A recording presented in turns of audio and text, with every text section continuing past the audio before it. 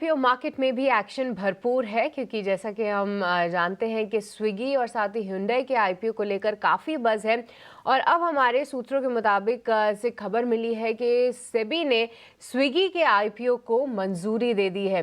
जल्द ही ये आईपीओ आ सकता है। क्या कुछ है टाइमलाइन, कितना बड़ा हो सकता है ये आईपीओ, आइए ये पूरी डिटेल समझते हैं।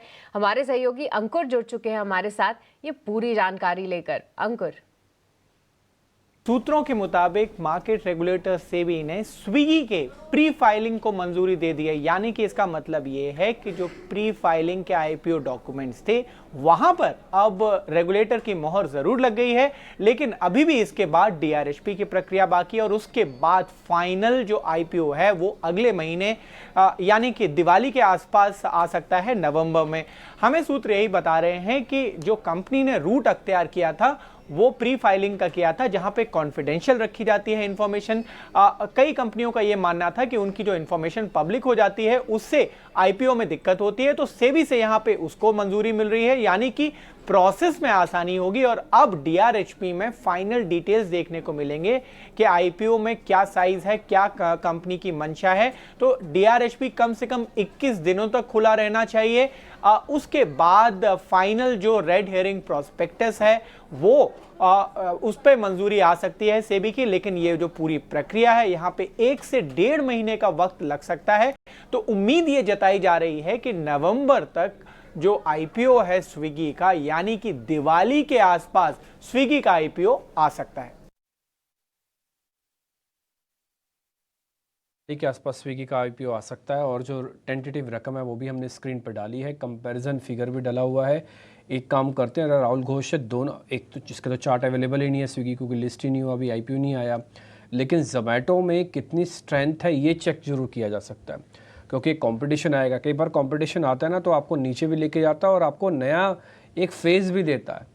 तो ये बात तो तय हो जाएगी कि एक नया कंपटीशन आने से या फिर नया कंपनी आने से आपको एक अच्छा पार्टनर भी मिल जाएगा, तो आपके पास जो डाउट रहते हैं वो दूसरी कंपनी से कंपैरिजन वाले तरीके से भी आप आगे बढ़ सकेंगे।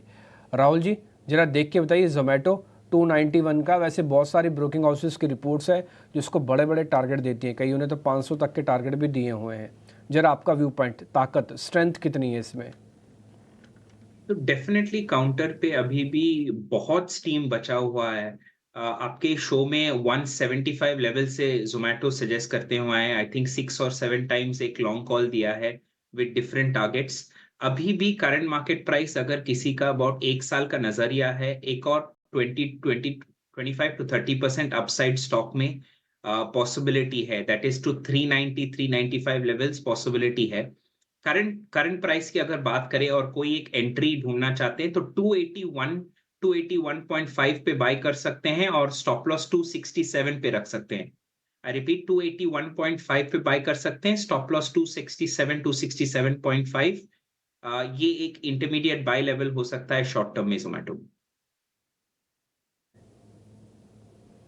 ठीक है, डन। तो इस जोमेटो का मोटा मोटी व्यू पॉइंट है, स्ट्रेंथ है जो हमने चेक करवा ली है, बस अदरवाइज़ कुछ नहीं है। अगर आपके पास है तो आप होल्डिंग करके रखिएगा। ऐसा नहीं कि स्विगी आने से आपको जोमेटो पे से निकल के स्विगी में जाना है, ऐसा कुछ नहीं है। आप जब आएगा तब देखा जाएगा। 11,000 करोड़ रुपए का आईपीओ है, भारी भरकम आईपीओ है, और अब तक का ट्रैक रिकॉर्ड ये रहा है कि भारी भरकम आईपीओ की जो लिस्टिंग है वो बहुत अच्छी नहीं होती है, बजाज हाउसिंग फाइनेंस को छोड़ दिया जाए तो। अभी तक हमने देखा है, चाहे वो पेटीएम हो या फिर कोई और आईपीओज भी हो। इनफैक्ट खुद जोमेटो भी अपने आप में जब आया था तो लिस्टिंग गेन के बहुत अच्छे बेनिफिट नहीं थे, ये लिस्टिंग के बाद भी नीचे चला गया था, उसके बाद फिर जाके ऊपर आया सो आया। हालांकि पहली बार का फेज़ था तो जोमेटो ने क्लियर किया हुआ है। अब स्विगी आ रहा है तो आपके पास जोमेटो का एक्सपीरियंस है, बट फिर भी जब तक आए नहीं तब तक जाना नहीं जोमेटो से बाहर। और मोटा मोटी स्ट्रेंथ वगैरह सर ने आपको चेक करके बता ही दी है। खैर हम थोड़ा और आगे बढ़ जाते